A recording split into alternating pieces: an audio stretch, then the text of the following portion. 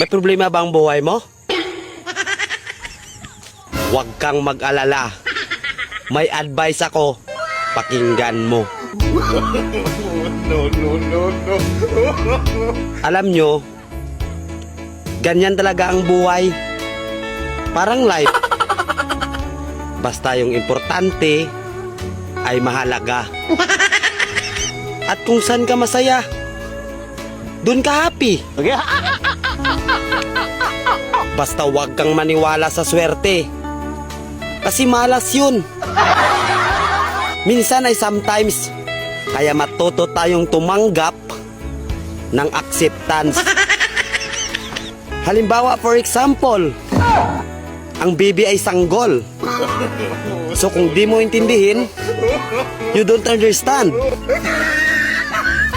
Basta kaibigan, lagi mong tatandaan,